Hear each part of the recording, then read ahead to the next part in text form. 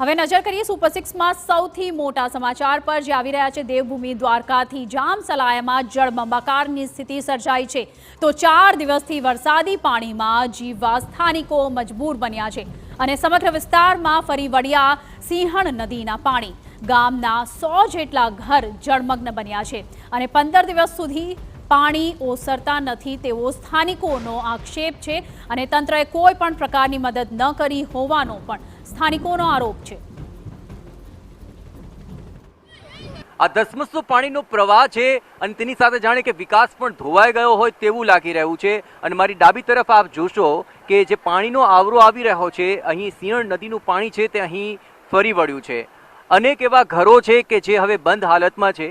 ઘણા લોકો અહીં રહેતા હતા પરંતુ આ પાણીના ત્રાસને કારણે તેઓ ઘર છોડીને અન્યત્ર ખસેડીને લઈ જવાયા છે, સ્થળાંતરિત થઈ ચૂક્યા છે। પરંતુ 3 દિવસ પહેલા તો અહીં આનાથી પણ વધારે માત્રામાં પાણી હતું અને હવે જે પાણી છે તે ધીમે ધીમે ઓછું થયું છે, જે પણ હજી તેજ પ્રવાહથી વહી રહ્યું છે। આપણે જણાવે કે આ ખારી વિસ્તાર છે, જામસલાયાનો આ ખારી વિસ્તાર કે જ્યાં રહેવું ખૂબ જ મુશ્કેલ છે। જામસલાયા એ ગામ કે જ્યાં ઓછામાં ઓછું 50,000થી વધારેની વસ્તી રહે છે, પણ દર વર્ષે અહીં વરસાદને કારણે આવી વિકટ પરિસ્થિતિનો સામનો થાય છે। ઘણા સ્થાનિકો પણ અહીં આપણી સાથે જોડાયા છે કે જે અહીં રહેલા છે, તેમની સાથે પણ વાતચીત કરવાનો પ્રયત્ન કરીશું।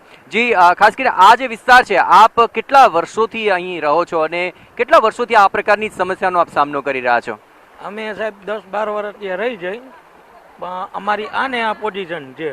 અત્યારે જો ઓલા સામે છે મારા મકાન છે, એમાં લગભગ તણાઈ ગયું છે ને લગભગ પડી ગયું છે। તમે પોઝિશન જોશો તો બહુ ખરાબ તમને લાગે। ઘરમાં અનાજ ને જે ઘર વખરી છે એમને જ પડ્યું છે, ખરણ વેણ પડ્યું। તમે જોજો, દરવાજે અમે ગયા નથી, અમે પોઝિશન જોઈ નથી કે હમણાં હાલમાં કેવી પોઝિશન છે। અત્યારે ઓલું શૌચાલય છે, અમે ત્યાં શૌચાલય રહી છે। વીજળી ચાલુ છે અત્યારે? વીજળી ચાલુ છે સાહેબ। અચ્છા, અને તંત્ર તરફથી કોઈ ફૂડ પેકેટ્સ કે કોઈ મદદ માટે આવ્યા છે? એવું કશું બે આવ્યું નથી સાહેબ। અમે અત્યારે 4-5 દી ત્યાં અહીંયા એમને જ છે। અચ્છા, અને કેટલા સમય સુધી આ પાણી આવી રીતે રહેતું હોય છે? આ પાણી અઠવાડિયા 15 દિવસે એમને લગાતાર આ બંધ નહીં થાય પાણી। ઓછામાં ઓછું અઠવાડિયા 15 દિવસ સુધી તો પાણી રહે જ છે। ધંધા રોજગાર અત્યારે કેવા રહે છે? શું બંધ છે? સાવ માથા છે સાહેબ। બધા ધંધામાં ઓલા લોધી માણસો બધા બિચારા એમને જે મજૂર કામદાર બધા એમને પડ્યા છે સાહેબ। કોઈને ખાવા ખીચડી નથી, હતું એ બધું ખવાઈ ગયું। હવે અમે શું કરીએ? અમારું જો કોઈ ગરીબ માણસનું સાંભળે તો બહુ આભાર કહેવાય। અહીંના જે સ્થાનિક નેતાઓ છે તેમને આપ રજૂઆત કરો છો, તેમના તરફથી કોઈ જવાબ મળે છે? ના સાહેબ, એવો કોઈ અમને કાંઈ રજૂઆતમાં જવાબ એવો નથી મળ્યો આજ દી સુધી। અત્યાર કરીને આવે ચર્ચા કરીને વહી જાય, પણ કોઈ સારો કાંઈ જવાબ અમને મળ્યો નથી। આ વખતે વધુ વરસાદ છે એટલે છે કે દર વર્ષે આવું થતું? ના સાહેબ, દર વર્ષે વારંવાર આ થાય જ છે અને આજુ ખેલે તો બહુ વરસાદ પાણીમાં આજુ ખેલે પાણી વધી ગયું છે।